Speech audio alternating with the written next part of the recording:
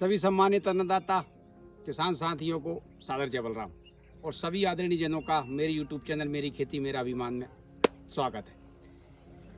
भाई साहब, इस साल मैंने मक्का की खेती भी की है, मक्का में ट्राई किया है और मैं गांव में पहला किसान हूं जिसने रवि सीजन की मक्का लगाई है। और इस मक्का लगाने के पीछे मेरे दो कारण थे। एक तो ये कि चलो यार आसपास सुनते हैं कि रवि सीजन में मक्का पैदा अच्छी हो रही है और मूंग और गेहूं दोनों की जो पैदावार में जो हमें प्रॉफिट होता है वो अकेली मक्का दे रही है। तो एक तो ये कारण था और दूसरा सबसे बड़ा कारण ये था कि इस 6 एकड़ के रकबे में मैंने 6 एकड़ में लगाई है। इस 6 एकड़ के रकबे में दोंगली जो है, मतलब दोंगली वाला जो खरपतवार है वो बहुत ज़्यादा हो गया था। तो दोंगली वाले खरपतवार के नाश के लिए हालांकि दवाओं का इस्तेमाल किया, कुछ दिन के लिए शांत भी हो जाती है, सूख जाती है, लेकिन आने वाले समय में फिर पनप जाती है। हालांकि सैंपरा के इसमें बहुत शानदार रिजल्ट हैं कि अगर रेगुलर 2-3 साल डालेंगे तो सैंपरा अगर डालते हैं तो सैंपरा में ये पूरी तरह नष्ट हो जाती है। लेकिन मैंने अपने जो पुरानी पद्धति है कि यार इसको प्लाउ करके छोड़ो, गर्मी में 1-1.5 महीने बढ़िया इसको हाई टेम्परेचर पर तपने दें।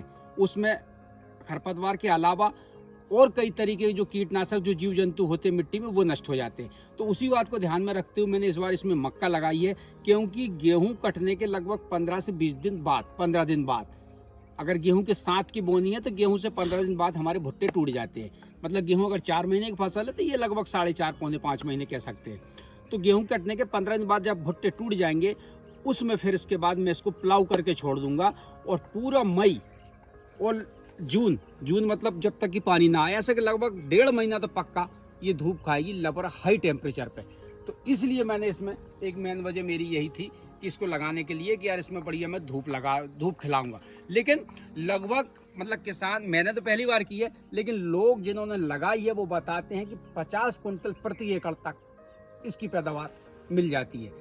तो भाई साहब 50 कुंटल प्रति एकड़ अगर मिल जाती है और 2000 मिनिमम भाव, वैसे इस बार लगभग 2200 के आसपास मंडी चल रही पूरे टाइम से, लेकिन क्योंकि जो एंथॉल का जो उपयोग में इसका उपयोग हो रहा है तो उसके लिए इसकी खपत बढ़ गई है, तो भाव अच्छे हैं। बाकी मिनिमम अगर 2000 के रेट से हमें जोड़ें और अगर 50 कुंटल प्रति एकड़ होती है, 50 ना होकर हम उसको मिनिमम 40 माने, 40 कुंटल ही होती है तो 80,000 रुपये प्रति एकड़ होती है।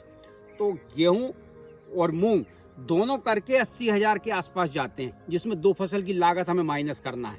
लेकिन ये मक्का एक फसल की ही माइनस करना है लागत को, और कोई विशेष लागत नहीं है। सबसे पहले और इसकी वैरायटी जो मैं बता दूं, वायर कंपनी की 6668 है। मैंने फर्स्ट टाइम लगाई, ये पहले भी क्लियर किया, इस बार भी क्लियर कर दूं। जिन लोगों ने लगाया है उनके हिसाब से मैंने इसको ट्राई किया है। तो 6668 लगी है और भाई साहब लगभग 10 किलो, 9 से 10 किलो प्रति एकड़ लगाई है। और चांस से चांस की दूरी, मतलब बीच का जो गाला है वो लगभग 18 इंच का रखा है, 18 से 20 इंच का रखा है।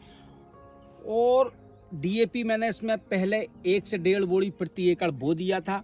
इसके बाद पटा मार के, अच्छा, और जो सिडिल से नहीं डलवाई थी, हाथ से डलवा के पटा मार के पीछे से पानी लगा दिया था। तो ये तो इसकी स्थिति है। और आज ये लगभग मान के चलें कि 3 महीने कंप्लीट कर चुकी है। और भुट्टे भाई साहब आप देखें तो भुट्टे इसमें आ गए हैं। और एक पेड़ में ये देखूं तो एक पेड़ में 2 भुट्टे, जैसे एक भुट्टा ये है, एक भुट्टा ये है, एक भुट्टा ये है, हर पेड़ में 2 भुट्टे, किसी पेड़ में 3 भुट्टे भी हैं। तो 2 से 3 भुट्टे इसमें चल रहे हैं। और इसमें लागत की बात करूं तो इसमें भाई साहब लगभग 3 बार मैंने इसमें यूरिया दिया है। पहली बार 1 बोरी एकड़ यूरिया, 8 किलो एकड़ जिंक, 8 किलो एकड़ सल्फर, तीनों चीज मिला के डलवा दी। दूसरी बार में फिर 1 बोरी एकड़ यूरिया और अकेली जिंक 10 किलो एकड़ फिर डलवा दी है। तीसरी बार में जब चौर पे थी, यानी कि जब चौर पे है ना, फूल पे थी, उस टाइम पे फिर से 2 बोरी एकड़ यूरिया और 5 किलो से 7 किलो के आसपास जिंक फिर से डलवा दी है। और बीच में एक कीटनाशक डलवाई थी दानेदार फार्म में, क्योंकि जो हम पंप से डालते हैं, पंप से डालने में क्या होता है कि कहीं ना कहीं पत्तों पे जाती है और ईल्ड इसकी रहती है इसमें फोंगली में अंदर, मतलब जब जो जो पत्ता होता है उसकी फोंगली में अंदर बैठी रहती है। जब हम दवा डालते हैं स्प्रे पंप से तो वो उतना असरकारक नहीं होती, उसमें मरती नहीं है। तो हमने आदमी लगवा के उसको फोंगली में डलवा दी थी दवाई। एक दवाई कीटनाशक डाली थी, लगभग उसमें हमें 400 रुपये एकड़ का खर्चा उस दवा में आया था।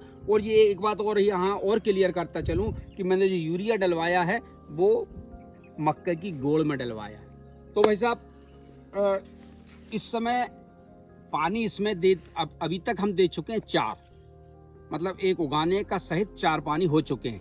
और अभी इसमें 2 पानी और लगेंगे, इसमें 2 पानी और लगेंगे और हर 10 दिन के अंदर अंदर 1 पानी हम दे रहे हैं। तो अब ये 4था पानी जाएगा।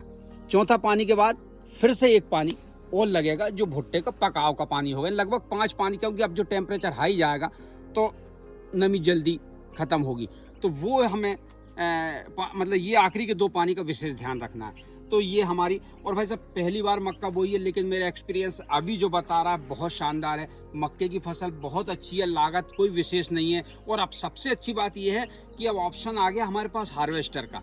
अगर हम लेबर में कोई समस्या भी होती है तो हम हार्वेस्टर से बहुत आसान तरीके से कटवा सकते हैं, क्योंकि जब मक्के की रकबा बढ़ रहा है तो हार्वेस्टर वाले भी अपडेट हो गए हैं। उन्होंने स्पेशली इसकी अलग से ब्लेड ले लिए और वो अलग से इसको बढ़िया कटाई कर रहे हैं। तो अब वो ऑप्शन आ गया तो वो भी झंझट खत्म। मतलब मुझे लगता है रबी सीजन में अगर आप ट्राई करें, आपके इधर भी अगर मक्का पैदा होती है तो इससे अच्छा कुछ नहीं है। बढ़िया 2 फसल के बाद अगली फसल में हम मतलब बारिश के पहले हम प्लाऊ करके उसको पटक सकते हैं।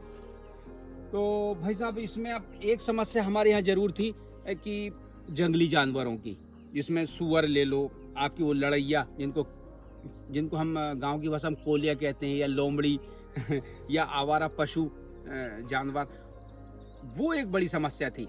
तो उसके लिए भाई साहब मैंने ये झटका मशीन लगाई है। आप देख रहे हैं ये तार, ये झटका मशीन का तार, ये जो तार देख रहे हैं यहाँ से जो कनेक्शन आया है, ये जो नीला तार देख रहे हैं, ये कम से कम 200 फीट पीछे जो घर दिख रहा है हमारा गांव का, यहीं पास में, ये इस घर में हमने मशीन रख दी है, झटका मशीन।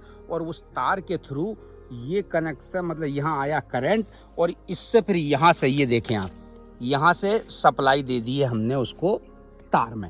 अब इस झटका मशीन के बारे में थोड़ा, क्योंकि अभी उसके बारे में बताऊंगा तो काफ़ी लंबा वीडियो बनेगा, जिसमें आप भी देखने में आपको भी आलस आएगा कि यार बहुत पकाते हो यार। तो उसके लिए स्पेशली एक अगला वीडियो बनाऊंगा बहुत जल्दी। तो बाकी हाँ, इसको मैंने लगाया हूँ तो इसके लगाने से चैन की नींद घर में सोता हूँ, कोई झंझट नहीं। चलिए भाई साहब, दोबारा इसके बारे में बहुत जल्दी लेके आता हूँ। तब तक के लिए आप सभी सम्मानित साथियों को सादर जय बलराम। और जाते जाते एक बात जरूर कहूँगा कि मेरी जानकारी कैसी लगी कृपया कमेंट के थ्रू जरूर बताएं, और वीडियो को लाइक करें, चैनल को सब्सक्राइब करें और कमेंट जरूर करें। सभी सम्मानित साथियों को पुनः एक बार सादर जय बलराम।